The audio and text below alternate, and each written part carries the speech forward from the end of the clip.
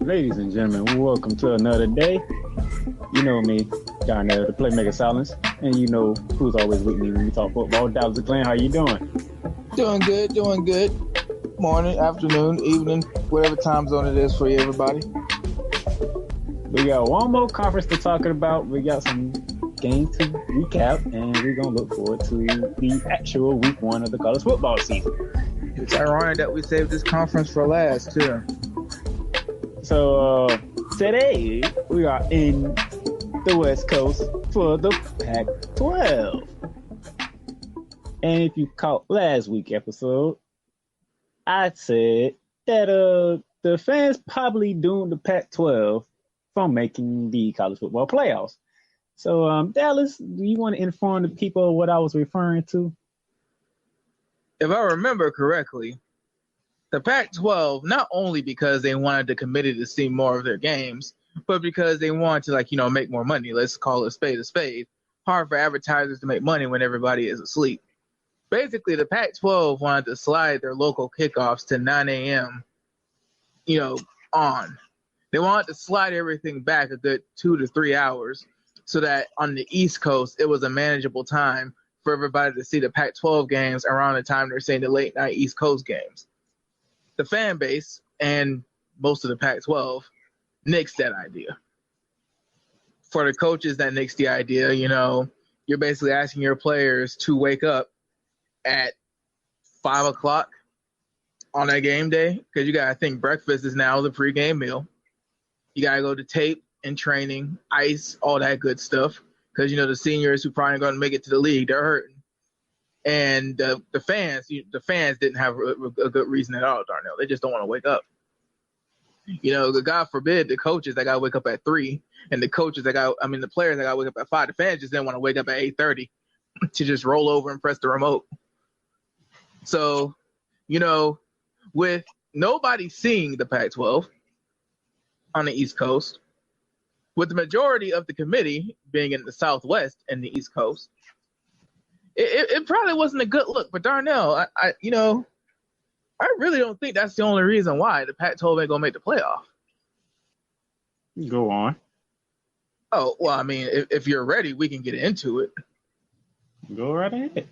Darnell, the Pac-12, quite frankly, might not make the college football playoff because teams like Arizona ain't really helping them out. Not too long ago, if I remember correctly, Arizona and the predecessor to Khalil Tate were in the Pac-12 championship game. If I remember even more correctly, the predecessor to Khalil Tate faced Oregon in a year where Oregon was trying to make the playoff. So Arizona at one point was a team that was relevant. Arizona is currently a team that has a quarterback who last year was a Heisman frontrunner, had a coach from the SEC that kind of got forced out. But when you're a former coach from FSU, how many former coaches has FSU had? So, he gets forced out, but he goes to the Pac-12. You're a guy from the SEC. You had a college football Hall of Famer at quarterback. You had this high-flying offense that was able to score hella points against SEC defenses. You're on the West Coast. Short passes, like vertical running games. It should have been cake. Easy cake. Big brand in Arizona. You got the state at your fingertips because Arizona State. Who's Arizona State? But then you go to Hawaii. And you force 4 turnovers. You force those 4 turnovers, but you allow a field goal and 5 touchdowns through the air, a touchdown on the ground, and then that poor Heisman frontrunner from a year and a half ago pulls a Tennessee Titan. And God bless them, they always find a way to show up in this podcast. Khalil Tate is scrambling, and he's going, and he's weaving, and he's dodging, and he gets tackled at the 1-yard line. So you mean to tell me that one team that's only competing for one bowl, because let's be honest, Hawaii is not getting nowhere near the New Year's Six this year. They're just not. But Who am I to say that, Darnell? Because I thought Arizona was going to be way better than Oregon State. And guess who Oregon State plays next week? That one team that hung 45 on Arizona and Kevin Sumlin, that one coach that was in the SEC not too long ago. And who was Oregon State to the rest of the Power Five? That one team that gets 45 hung on them no matter who the coach was, where he was from. So you have an opportunity for the Pac-12 to have 2 games against that one team that's trying to play in the Sheraton Hawaii Bowl every year. And the first one already got 45 hung up on them. Then to make things even worse, Hawaii plays Washington in week 3. The crazy thing is Hawaii doesn't even have to win that game. All they got to do is not get blown out. If Hawaii can keep that game within 2 scores, that might as well be a win for the Mountain West Conference. Hell, Hawaii can go 1-2. As long as Oregon State only wins by a field goal and Washington can't blow out Hawaii and only wins by like 2 scores or less, Hawaii did its job. Hawaii did what we're going to eventually blame the fans for. We're blaming the fans for it now, but oh my God, you got 45 hung up on you by Hawaii. Hawaii had an aerial assault, well over 400 yards passing. They used that aerial assault to have a ground assault, well over 100 yards rushing. Hell, they even had 60 yards kick returning. I mean, what more could Hawaii have done? It seems like every time that Cole McDonald turned the ball over, somebody was there. And then Darnell, if you're a group of 5 team, you have to have a dominant player. If you're a group of 5 team, you have to have somebody special on your side that can produce against anybody. And the wide receiver, Cedric Bird from Hawaii, had 14 catches for 224 yards and 4 touchdowns. By the way, that was all of Hawaii's quarterback's touchdowns. There was another dude that threw, I'm assuming because Cole McDonald, if I remember his name correctly, just kept throwing up just ducks and picks. But, hey, when you have a receiver that can catch you 4 touchdowns, it makes your stat sheet look better than what it really was. And also, I mean, this is Arizona. This is Kevin Sumlin, who was coming out knowing that he had to have a big season and that he couldn't just, lose at Hawaii. Hell, we picked Hawaii because it was like, there's no way Kevin Sumlin loses this game. He's in Jim Harbaugh territory. He never got it done. If I remember correctly, please correct me if I'm wrong, Darnell. The biggest bowl game that Kevin Sumlin ever had as Texas A&M's coach was the Chick-fil-A Bowl before it was a New Year's Six Bowl against Duke. Let me correct. We both picked Arizona, actually. Yeah, that's what I'm saying. We both picked Arizona. You had them blowing them out. I had them winning by 3. Khalil Tate pretty much put up Heisman numbers and losing that 3 against Hawaii. I believe I sent you a stat. I don't know if you got it in front of you or not. I believe the stat said the Mountain West has beaten the Pac-12 with 5 straight games. Mm-hmm. Meaning the Pac-12 cannot hang with the Mountain West.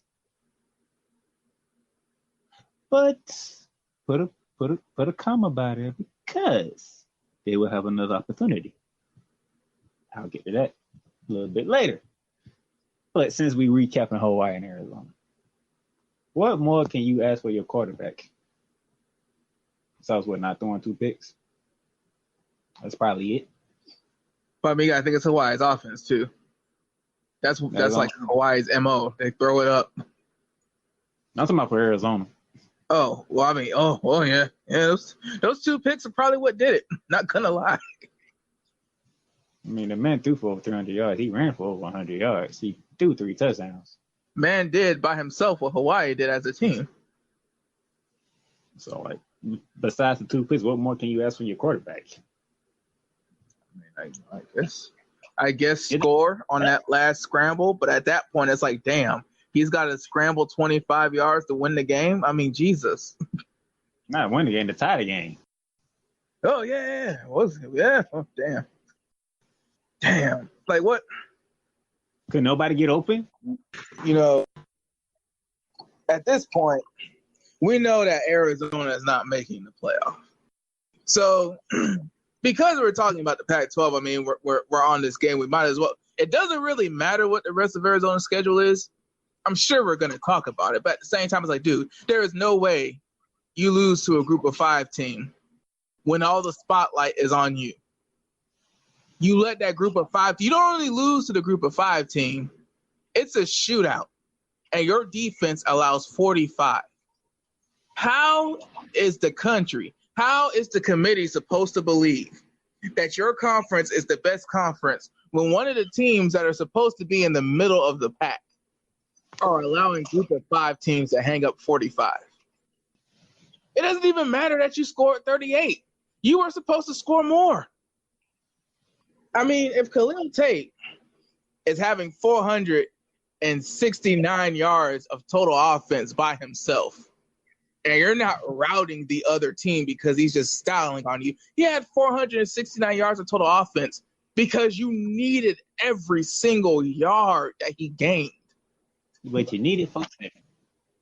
I don't know what more to say about this game on the fact that Hawaii is 1-0 and still scoring 45 points at least.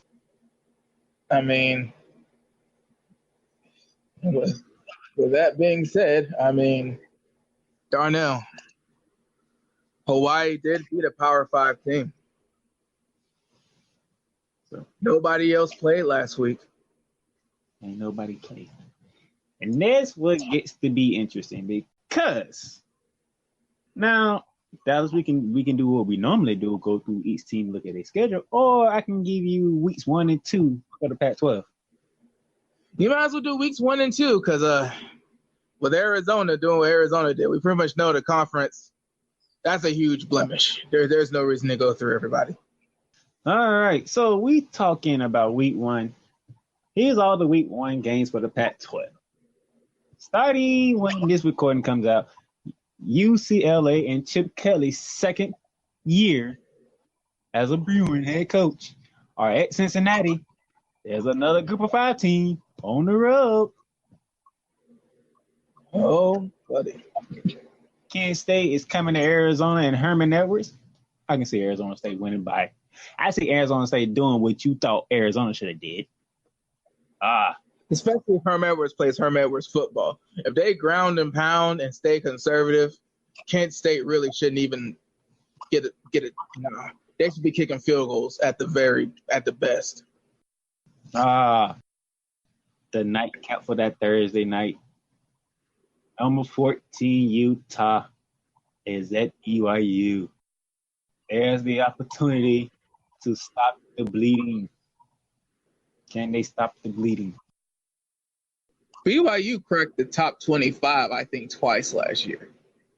Or either they cracked it and then stayed for a couple weeks. Either way, BYU at one point was ranked last year, and they beat Wisconsin to get that ranking. That being said, I mean, it's the beginning of the season.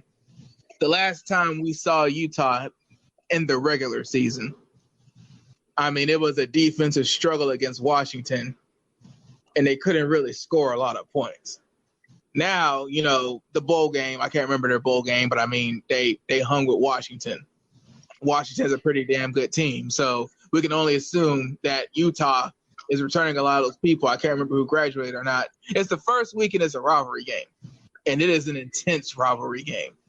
This is like a November level rivalry game. And we're getting that the first week of the season in a nightcap on a Thursday. And think about it. If y'all watch this past Saturday's games, that's pretty much what you're finna get. Oh yeah, especially like the first game this past Saturday, dude. If it's a rivalry game, throw out that superscript number in front of the school's name. Throw out rankings, because when it's a rivalry game and it's the first game of the season, anything and everything can happen. Friday night is the battle for Colorado. Colorado State is at Colorado. That's an in-state rivalry game. The in-state rivalry games are also tricky because it's like Colorado State ain't garbage. And last year, Colorado had that long run because of their defense. Colorado's defense, I'm sure it got the credit it deserved. But as that undefeated streak came to an end, I don't think people realized, like, wow, that defense carried that team. And then capping Friday night, shout out to the Big 12 because Oklahoma State is going to Oregon State. There's a chance that within 7 days, the Pac-12 can have a group of 5 team hang up 45, and they can have one of their teams get blown slap out. And then with the in-state rivalry games, you never know. You got 2 in-state rivalry games, a Big 12, Pac-12 matchup, and Arizona already got 45 hung up on them by Hawaii. And it could be a rough week. And Saturday, one of these games we're going to talk about, probably 2 of these games we're going to talk about when we get into week 1. East Washington is at Washington. Northwestern is at 25th Stanford. UC Davis is at Cal. New Mexico State is at 23 Washington State. And I say these 2 for last on purpose. Fresno State is at USC. And pretty much, let's go ahead and call it the game of the week. Number 11, Oregon, taking a trip to Arlington, Texas, and Jerry's World to take on 16-ranked Auburn Tigers. That's a marquee matchup on ABC, too. It's rough, man. It's really rough because I'm sorry. You're going against SEC, Big 12, in-state rivalries. Everybody's talking about how you wouldn't move the TV schedule so more people can see you. And in a weekend where, Darnell, congratulations to you. But everybody, that game, it depends on what you are. If you're like me, Miami, Florida delivered. Especially if you're a Jaguars fan that keeps being subjected to watching Florida defensive linemen get taken by your team in the first round. Like, if you're like me, you always see a Florida defensive lineman getting taken in the first round. You're like, well, this is what we hope that they would do when they get to the next level. And for Miami, the turnover chain was in full effect. That game, if you're a defensive fan, delivered. But if you're a traditional college football fan, you are hoping that Arizona, Hawaii could give you something worth staying up for the first half. That being said, football fans now, Darnell, want stuff to be like basketball. Football fans now really don't like football. They like 7-on-7 with linemen blocking. So, you are the marquee. You're giving the people what they really want. You're giving, the fans who really don't care what goes on in Florida or who really don't care what goes on the whole other side of the country, an alternative. You're it. There is nothing else on at that time of night. Nothing. It's Saturday. There's no late night talk shows. There's Toonami, but not a lot of people watch anime. So it's a lot of people watch anime, but college football fans, the way they talk, I don't know if they do. But, dude, you're there. You're the only thing. There is nothing to hide you. And you do that. I don't like the Pac-12 chances in week 1. So I'm going to go ahead and go to week 2 because most of them going to be licking their room. So the September 6th, Sacramento State is at Arizona State. So Herman Edwards should be 2-0. Let's call it what it is. Herman Edwards should be 2-0 with an average margin of win of about 30 points. And then the first Saturday of September, Dallas. Mm-hmm. We had this thing with the group of 5, right? Mm-hmm. And I just said that we just talked about Utah opening up against a rivalry, right? Mm-hmm. So depending on what happens on that game, they got to come home and play another group of 5 team that be talking about so much of this Northern Illinois. What would happen if Utah goes 0-2? If Utah goes 0-2, losing to an independent team that's considered a group of 5 team and a MAC team, again, you're basically hoping that Washington carries the conference. Because to be real, USC has the name. If USC were to go undefeated, okay, the Pac-12 will probably have a strong case for the playoff. But USC has to go undefeated. People don't understand. USC has to go undefeated. If I remember correctly, for USC to go undefeated, they're going to have to go through Washington or Oregon in the Pac-12 title game. You know, hey, hold that thought, because I'm gonna get to them for week 2, because they got a key game in week 2. Nebraska's going to Colorado. Oh, Lord, they go a Big Ten team. Oh God, the season is going to be over early for the Pac-12. Oh, San Diego State goes to LA to take on Chip Kelly and the Bruins on UCLA. How do you stop a Chip Kelly offense? Keep it off the field. Northern Colorado's at Washington State. So Washington State should be 2-0 with an average scoring margin of 30 points. Tricky Nevada is at Oregon. Depending on how that game goes against Auburn, you might want to sucker that game. Just in case. California is at 13 ranked Washington. Get ready for defense. As long as that game, the total score might be around 40. That's both teams combined. Northern Arizona, so I say is that Arizona. So Cal Sumner should be 1-1. It should be 1-1. You talked about Oregon State taking the trip to Hawaii in week 2. Who knows how that's gonna go? Especially after probably shellacked or by Oklahoma State.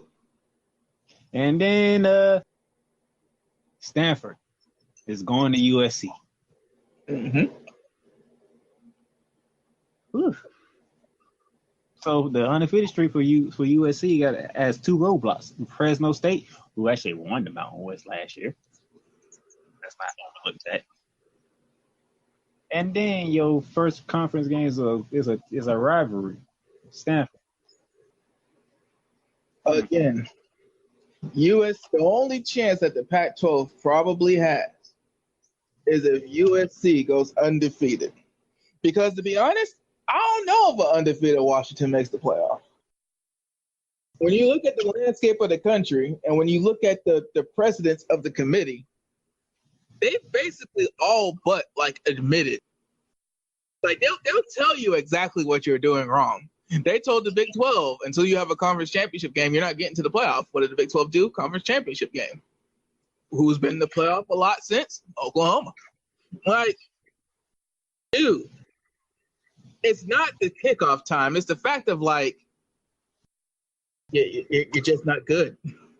You have Washington State's happening. You have Colorado's happening. There's no true dominant team in your conference. And I mean, if Washington goes undefeated, they're probably gonna look at the rest of the conference and be like, you should have went undefeated.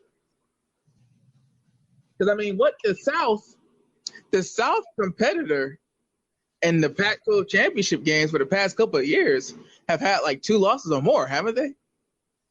Yep, and they both ran into Washington both times. Yeah, so it's basically Washington having a fairly decent go at it in the North. And then they're just getting a bowl team. They're just getting some team that's going to be playing in December in the conference championship game and just doing formalities. While losing the Ohio State and Rose Bowl games. And that's another thing. It would have helped Washington's case if they would actually win the damn New Year's Six bowls they go into. That would really, really help build the brand and build the case if every time you got up against a team that was playoff worthy, you won. But you don't. And you have some teams. Arizona spits out NFL draft picks almost every year off of that defense. So it's not talent. It's not a gap in resources.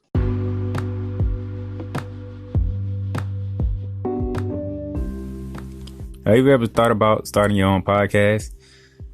It's a long process. It's a hard, thought-out process. Yeah, I know. I was there. From March of this year, thinking about how I'm going to do this, doing all my research, trying to get everything right. What platforms can we use and how we going to record it and how we going to make it sound good and make it all this happen. And then I came upon Anchor. The Anchor app on my phone, the easiest choice I could ever make to do a podcast. It's free to use. You don't got to pay for nothing. You can record episodes whenever you're ready. You can edit it and then you can release them when you want to. And you don't have to worry about trying to figure out how you're going to distribute it on other platforms because Anchor has partnerships with Spotify, Stitcher, Google Podcasts, Apple Podcasts, Breaker, Castbox, Pocket Cast, whatever you name it. Because the Playmakers Ball podcast is the podcast that I use. We are on all them platforms. We are on 9 platforms just by using the Anchor app. So pretty much all the questions that you have questions about doing the podcast, go to the Anchor app or go to the Anchor website, anchor.fm.com, and just search through it, ask questions. Because I tell you, a free app that does all this, there's nothing more you can ask for. I even got friends, they doing their podcast on the Anchor app. Faith Talk, you might have heard of it because it's very good. And it's great that it's an app like this, it's a website like this that makes it easier for people to do podcasts and do what they love best, talking about the things that they love to talk about. So give Anchor a try, see how much you like it. We'll love to hear your podcast.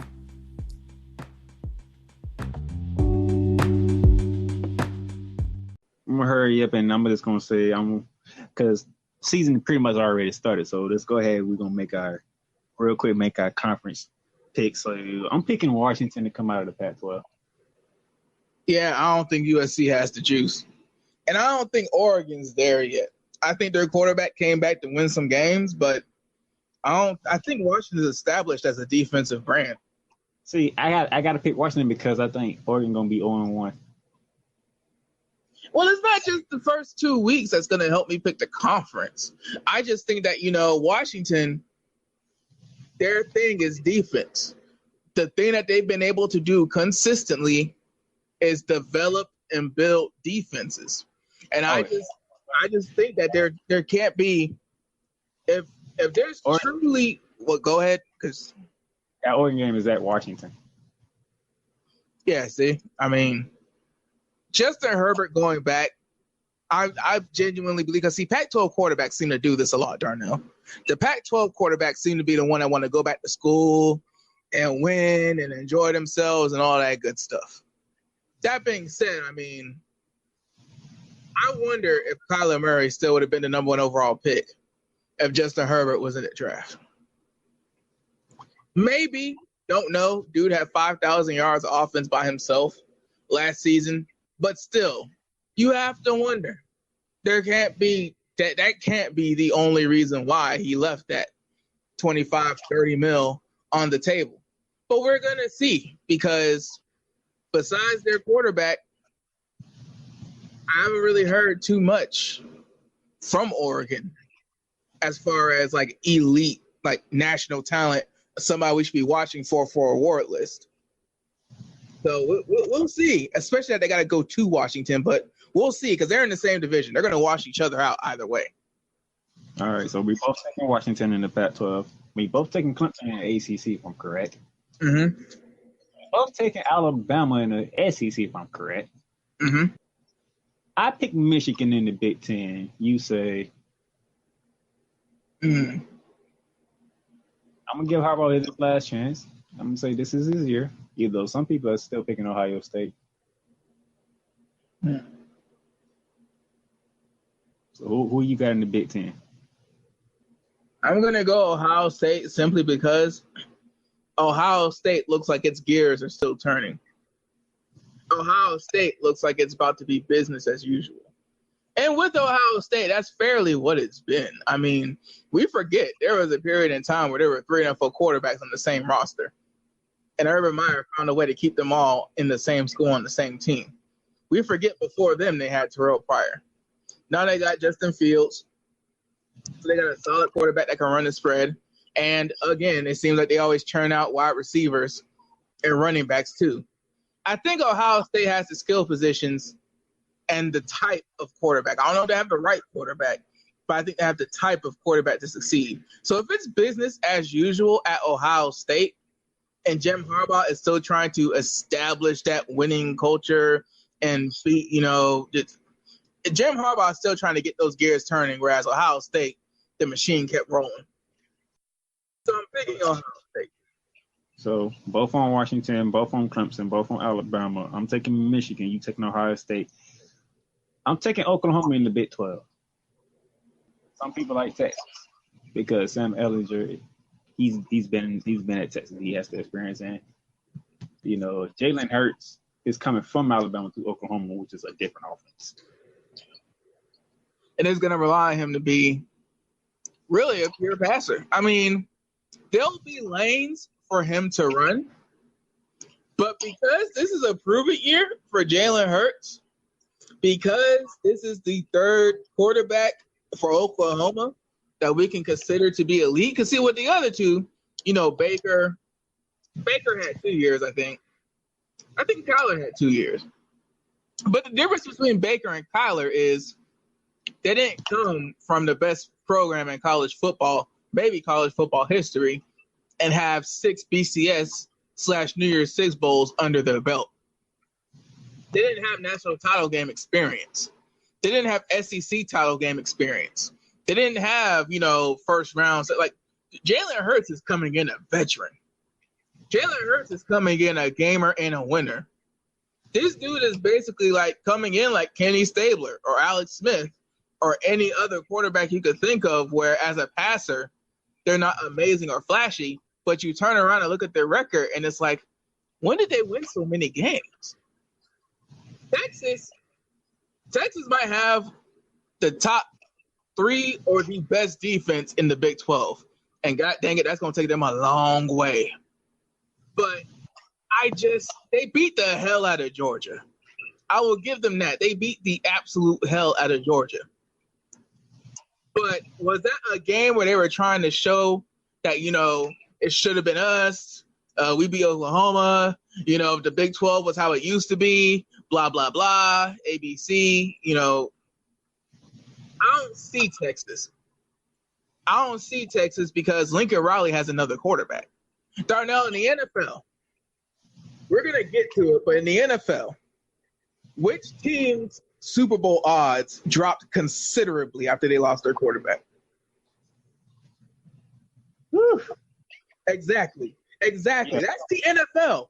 That's the NFL where we spend this entire time from March to the first week of September building a team, building an entire roster. You start with 90 men.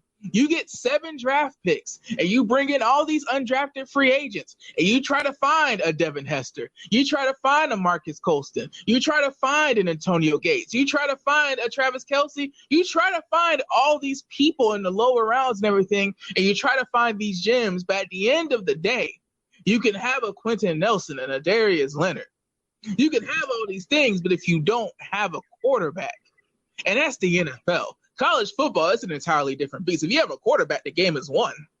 Ladies and gentlemen, if you have time, go back and listen to the NFL podcast because we got into that. So, yeah, I mean, Lincoln Riley found a quarterback that not only is talented, not only is probably going to show himself to be a game breaker this year, but Jalen Hurts knows how to win. Jalen Hurts knows what it feels like to win. And Jalen Hurts knows what it's like to stick through and get it done. He knows the feeling of having your job taken. He knows what signs to look for. He knows how to look over his shoulder now. This is the perfect third quarterback for Lincoln Riley. This is the perfect guy to succeed the lineage of quarterbacks at Oklahoma. How do you look at this situation in Oklahoma and know that Oklahoma is going to have the offensive lineman? You know that Oklahoma is going to have the wide receiver. Hell, Oklahoma is probably going to have a running back coming out the backfield. But they have the quarterback. How do you pick against Oklahoma when they have a quarterback? All right, so give you a quick recap. ACC, we both going Clemson. Big 10, I'm going Michigan. Dallas is going Ohio State. Big 12, we both going Oklahoma. The SEC, we both going Bama. And for the Pac-12, we both going Washington. This year, we're not going to talk about as many games as we did last year. We're going to talk about less field games. And we're going to have polls due at the beginning of the weeks. That way, when we get to this moment in time when we're recording, we'll talk about the games that y'all like, that y'all look forward to the most. So with that being said, we already talked about Houston and Oklahoma. So I'm guessing we both picking Oklahoma on that one. You can put that down for us. Let's go to what's going to happen on the night of this recording release. 14 Utah at BYU. Does the Pac-12 have another continue to have their bad start, or will Utah begin to right the ship? The crazy thing is BYU's offense was very up and down. And that's because they didn't make a quarterback change until late in the season. Tanner Magnum was, I think he was a fifth-year senior and everything, and they were really trying to give the veteran a chance. But the offense for BYU just wasn't moving. So late in the season, they made a QB change, and I think they had just barely made a bowl game. But the reason why they did what they did and were even in contention to make a bowl game is because of their defense. BYU's defense, from what I remember, is returning a lot of that talent and has a pretty good amount of depth. And they have a scheme that obviously can compete and hang with Power 5 teams. Utah is also a defensive team. But I say they're a defensive team because I want to highlight that they're not blowing people out unless the other team is that much inferior. In-state rivals, one team is an independent, another team is Pac-12. But remember, Utah wasn't always Pac-12. And I don't think Utah is winning a lot of these talent battles when it comes to recruiting and stuff. Like, I don't pay attention to the recruiting top fives, but I do know that Utah is never at the top. So I feel like the smart pick is Utah, especially now that Arizona woke the conference up.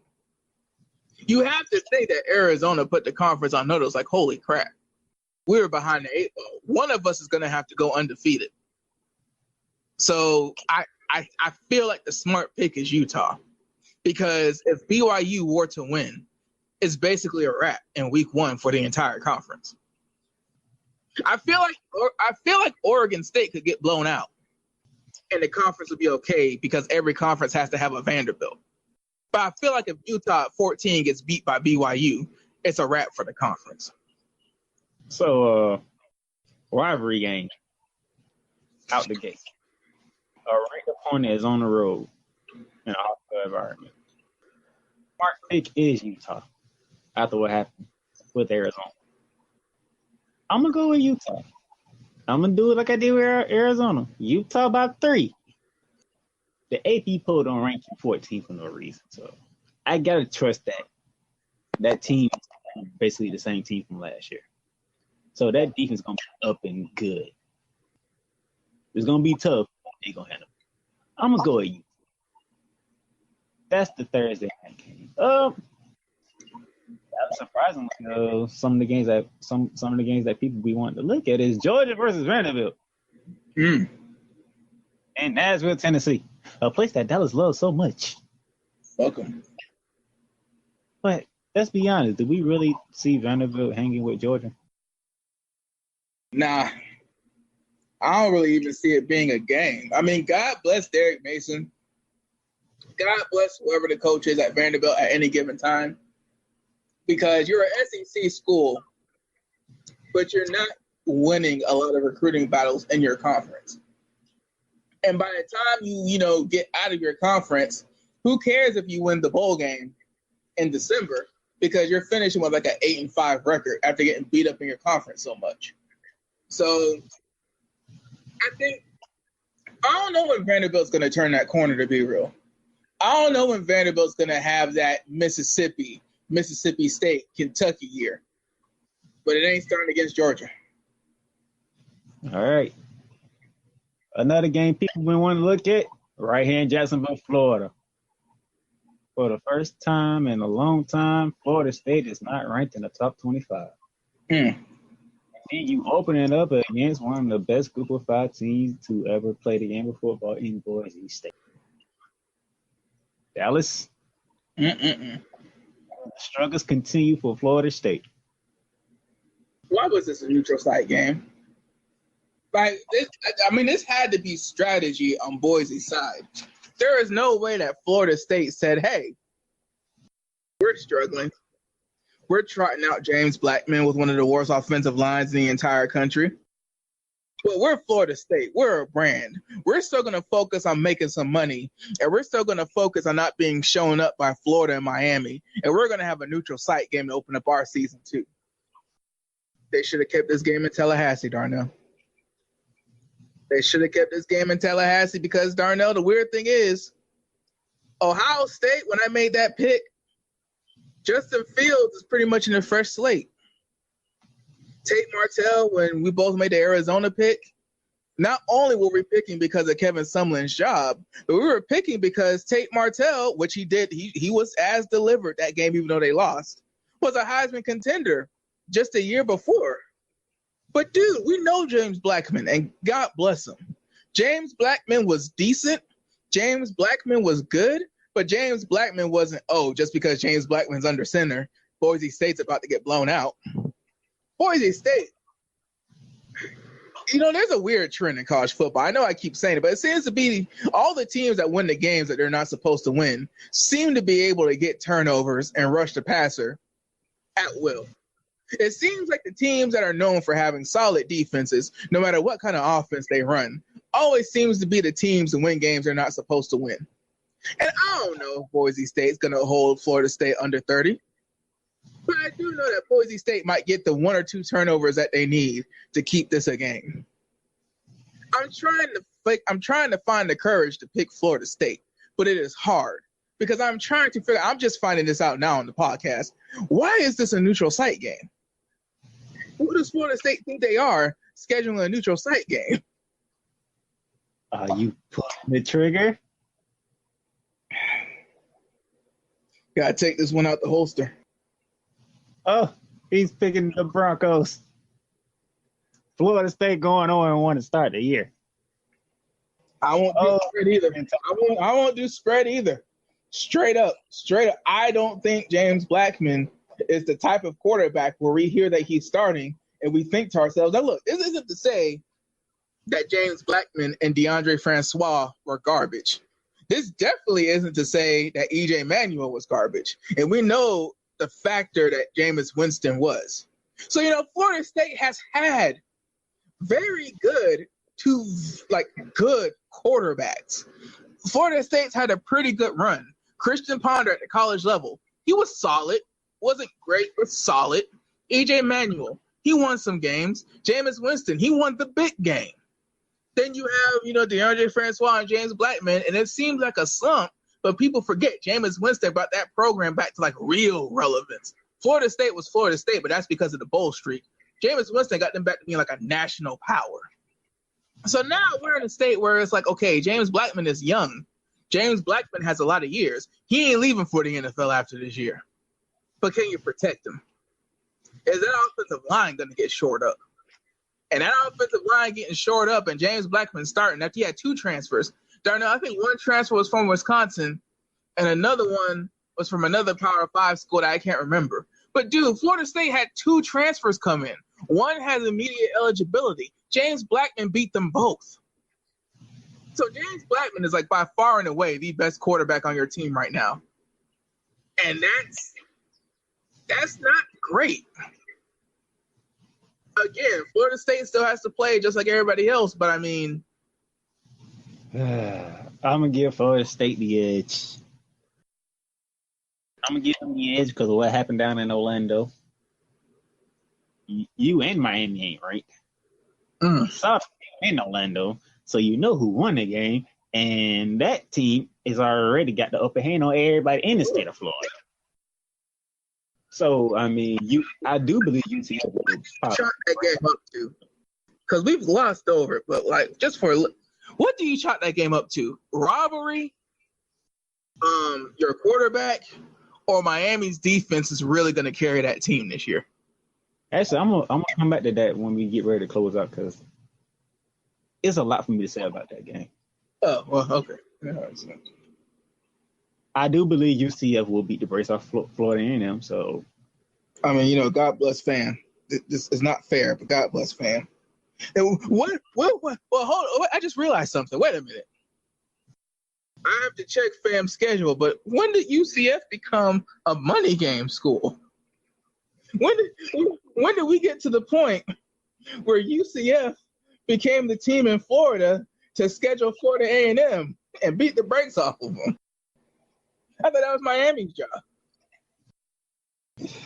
I mean, that's why they're number 1 in the poll, Darnell. That's why they're number 1 in the poll.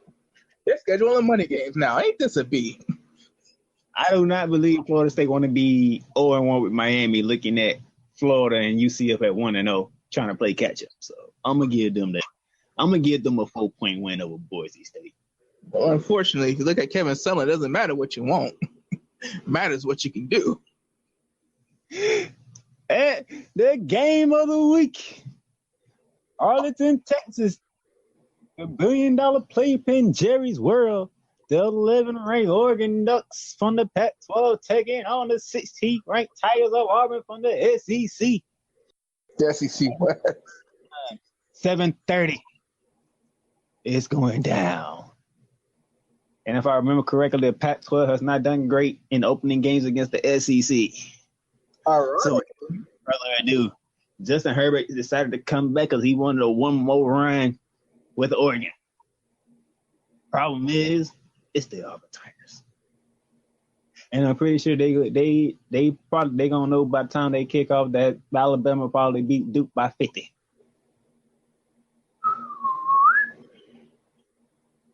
So they coming in with some motivation. But Justin Herbert and the Ducks, they are the Ducks. So they won't go away quietly. But I'm picking Auburn by 10. Yeah, a SEC West team in a neutral site to open up the year. And it's a Pac-12. It's a Pac-12 team they're going against. Look, Justin Herbert, before Kyler Murray came out, well, he declared that he was going back to school way before Kyler Murray decided to come out. But Justin Herbert, at the beginning of the draft process, was pretty much the number one overall pick. Seeing as how the draft actually turned out, he probably was still going to be the first or second quarterback taken, given the craziness that New York had. Dude, like, wins and losses don't matter as much in the NFL draft as they used to. But, man, you can't get absolutely sunned. You can lose. You can have 5 losses. RG3 still went like second overall and had like 3 losses. Lamar Jackson still went in the first round and still had like 5 losses his last year. You can lose games, but darn no, you can't get shut out and you can't get shut down. I don't know what type of team Gus Malzahn is putting on the field this year, but I do know that somehow, some way, whether he has a dude throwing ducks, a dude throwing grenades, or a dude throwing spirals, Gus Malzahn's always neck and neck with Alabama at the end of it all. Gus Malzahn's always finding a way to spoil somebody's season in the SEC West and win those big games once the conference starts. Now, he hasn't been to enough national title games as everybody would like, but at the same time, he's beating Washington's. He is getting upset by UCFs every now and again, but hey, he rebounded and took the breaks off of Washington, who was 8 at the time. So, I mean, if you beat – was it last year that he beat Washington in the beginning of the season? That was last year. God, dog, if you beat Washington coming off a loss to UCF,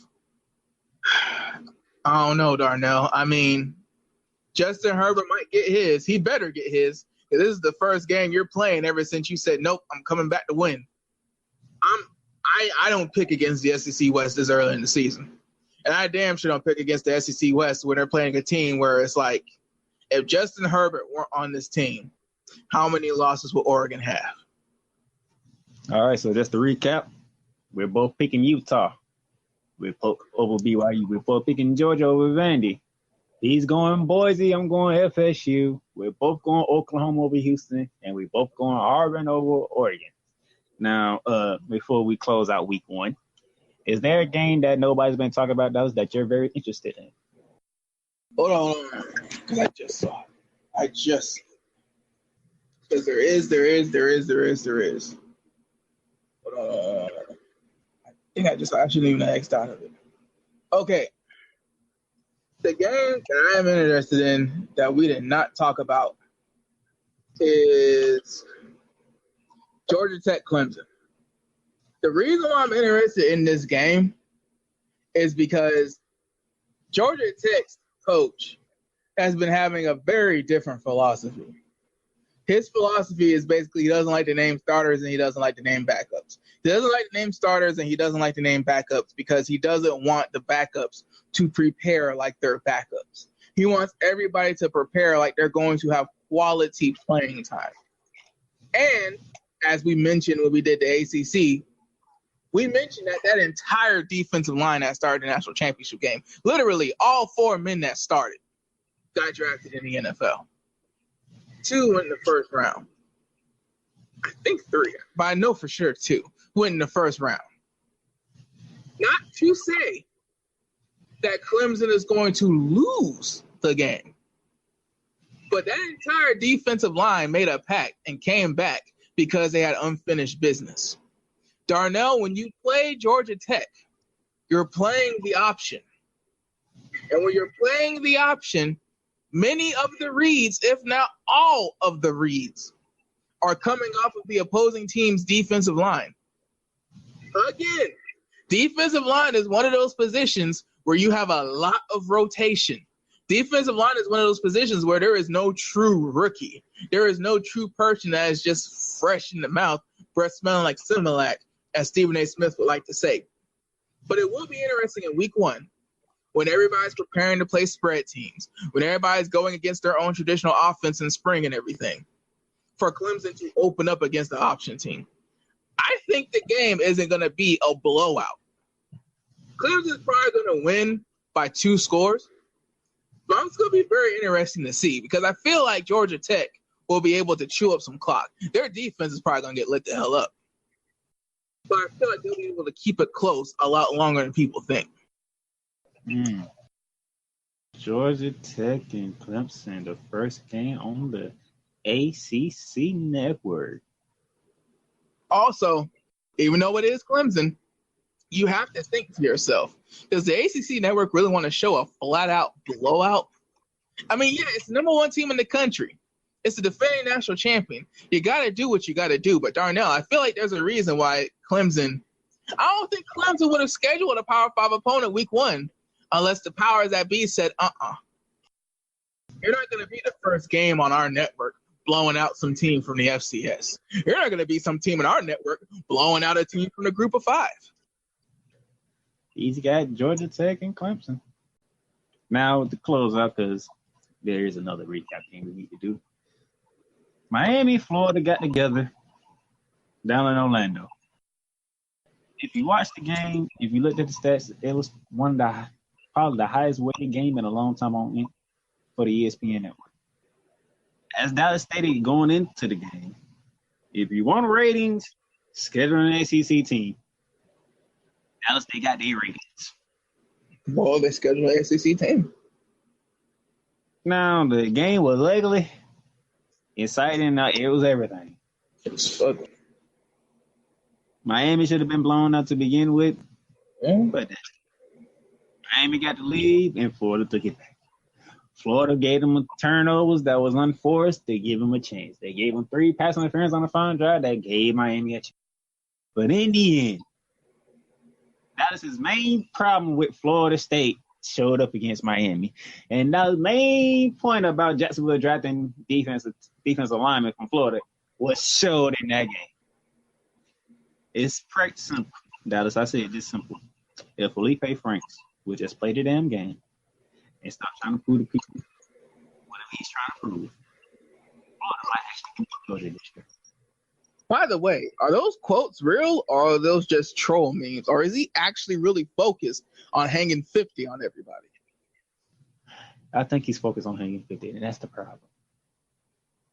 Who the hell is Felipe Franks to really be focused on hanging 50 on people? See, when Tebow made the promise, Tebow didn't promise to blow everybody out. Tebow basically promised to go undefeated the rest of the way. He may have said that they would have dominated teams. He may have said that they were going to show the nation that Florida wasn't to be effed with. But Tebow did not specifically state he was hanging 50 on people's sons and nephews. Dude, who the hell is Felipe Franks, the game-managing ball control quarterback that y'all have, who promised 50s when he plays in the SEC? Where is your coach? Where is your coach?